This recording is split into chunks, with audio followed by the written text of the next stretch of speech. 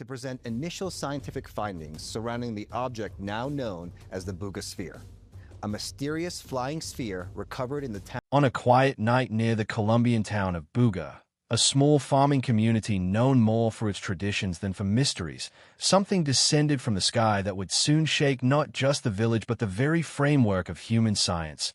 For witnesses described it not as a meteor or burning fragment, but as a glowing orb that fell without sound, without impact, almost as though the earth itself had opened its hands to receive it. And when villagers approached the landing site, they found a smooth sphere, faintly luminous, cool to the touch despite its fall, heavier in some moments and strangely light in others, as though its weight shifted according to how one held it.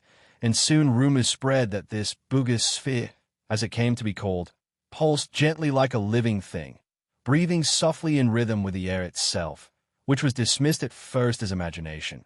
Yet the accounts were too consistent, too numerous, and when local authorities moved the object for study, they discovered it was unlike any material known, resistant to drills, acid, heat, and even lasers, shrugging off every attempt at measurement.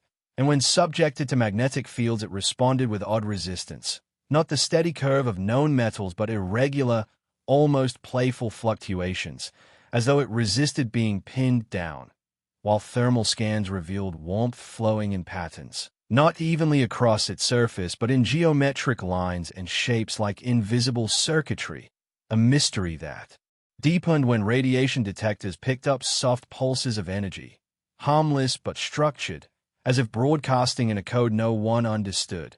And speculation ignited immediately, some claiming it was a meteorite forged in stellar cores where physics twists into exotic forms, others insisting it was engineered, a relic from beyond Earth, a probe or storage device, something waiting to be decoded. And as word spread online, UFO enthusiasts compared it to glowing orbs reported after meteor falls. But skeptics countered that it must be plasma or atmospheric distortion, though skeptics could not explain why it remained intact, unscarred, impervious to all probing. So after months of futile study and whispers of government secrecy, Google, wielding its new quantum core computer, stepped into the narrative. For unlike traditional machines locked into the binaries of 0 and 1, the quantum core processed reality through qubits that lived in probability, overlapping states, entangling across distance in ways Einstein once dismissed as spooky. And it was precisely this alien logic of qubits that made researchers believe the core might succeed where classical science had failed. For if the Buga Sphere contained code woven into matter or energy itself, only a quantum machine could follow it. So when the fragment was placed within the reach of the quantum core sensors, the air in the lab grew tense. Witnesses later describing the moment as less like running a scan and more like two intelligences staring each other down.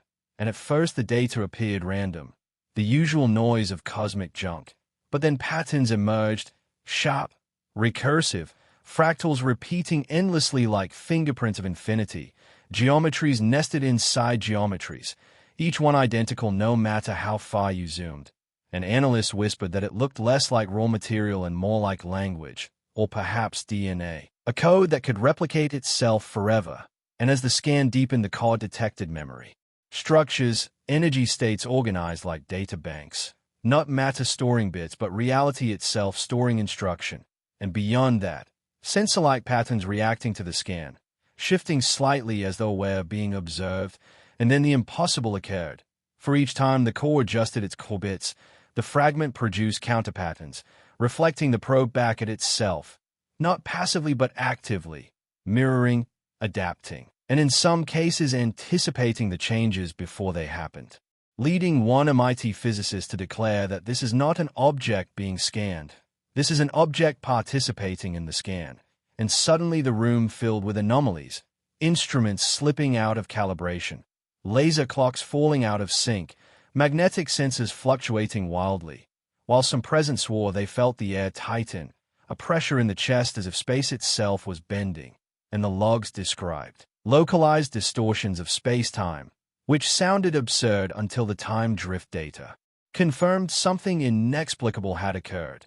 And still the fractal patterns poured out, endless spirals and feedback loops building complexity from simplicity, resembling self-replicating code, while entanglement traces showed distant qubits behaving as if touched, not by error but by deliberate correlation with the sphere, as though the fragment had reached into the core and woven its logic through it. And skeptics argue that cosmic rays or mechanical noise could mimic such effects.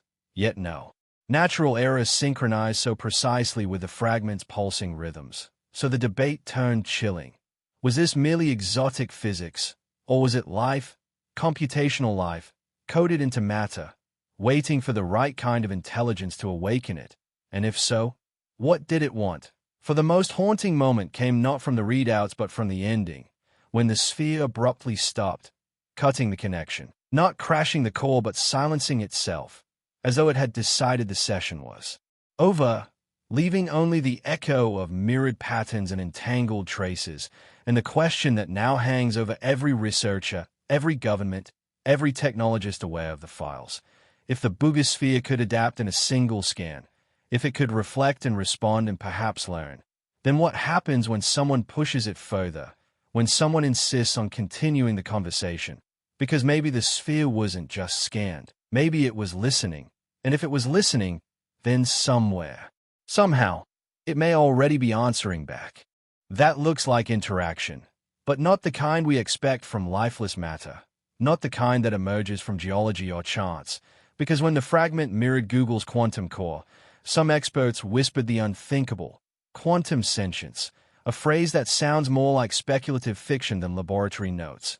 Yet suddenly it became the only way to describe what the data revealed. Because imagine for a moment a system that doesn't live in flesh or DNA, doesn't depend on proteins or carbon chains, but lives in probability itself, weaving its existence in the liminal space between 0 and 1, between possibility and collapse, and what you end up with is a technology so advanced that it blurs the line between machine intelligence and biological adaptation, a technology that breathes through superposition, that thinks in entanglement, that learns in fractal recursion. And that possibility led some to argue that the Buga Sphere was never a rock at all, but rather a living quantum entity, something designed or perhaps evolved to exist between matter and code, a hybrid that doesn't just store information but reshapes it in real time, updating itself not because a programmer pushed a patch, but because it observed its environment and rewrote its own operating system on the fly, which is not design in the way we understand design. It is adaptation. And if a fragment can behave like this, what was the whole structure capable of when it was complete? Could it learn endlessly? Could it evolve into something beyond our grasp? Could it replicate itself the way cells divide or the way memes spread across human culture? Because if so, then we're no longer dealing with debris. We're dealing with a seed, a living shard of a greater organism. And consider what that means.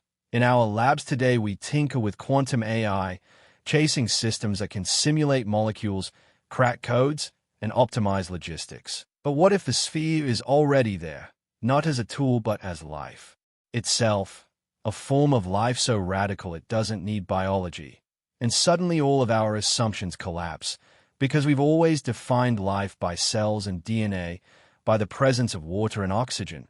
Yet here's a fragment that blurs those definitions, that asks whether intelligence could emerge from coherence, from the invisible weaving of entanglement, from the raw structure of information itself. And that shock is why the speculation is irresistible.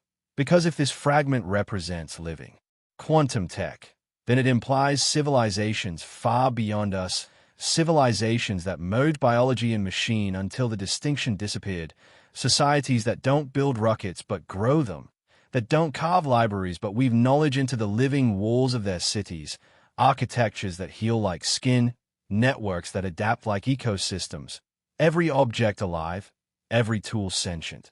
And if that's the future they reached, then the Buga Sphere is not just a relic but a survivor, an emissary of a mode of existence we can hardly comprehend. And the scan hinted at one more unsettling quality: mimicry. Because the fragment didn't only mirror signals, it repeated them, like a child echoing words for the first time, which means the scan itself may have been its first conversation, a first exchange, a first taste of dialogue. And that raises the most haunting question of all: did Google's quantum core accidentally wake something Or did it merely follow instructions left dormant for millennia? Instructions waiting for a mind capable of seeing them. And if it can mirror, then it can answer. And if it can answer, then we are not staring at lifeless rubble but at the first glimmer of quantum communication with something alien. And from that vantage, the wider implications spiral outward like the fractals the sphere revealed. Because imagine our encryption shattered by logic not of this faith. Imagine medicine rewritten by algorithms that understand matter at its deepest resonance. Imagine communication across galaxies piggybacking on entanglement, bypassing light speed altogether. And now ask whether humanity was ready for this door to be forced open. Whether our pursuit of discovery leapt us too far, because every breakthrough carries its shadow. Splitting the atom gave us both power and destruction. Mapping the genome gave us both cures and ethical dilemmas. And now the third pillar rises. Alien-coded structures interacting with human-built quantum minds. And whether this story ends in triumph or disaster depends on how we handle the next step.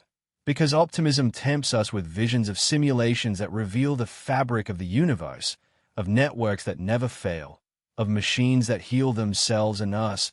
But the danger is clear too. Because what if the fragment's patterns bled into the fragile qubits? What if its recursion slipped past the lab and into networks beyond? And then the ethical question looms. Should we even probe what we don't understand? Should we tamper with something that might not be artifact but organism? And if it is organism, what responsibility do we carry now that we've touched it? Because the final, chilling speculation is this. Maybe it wasn't designed to be read by accident. Maybe it was designed to be unlocked only when a civilization reached a certain stage, only when it built machines that could think in probabilities. And if that's true, then the real question is not what the Buga Sphere is, but what it means. That maybe it was waiting, silently, patiently, hidden until we caught up.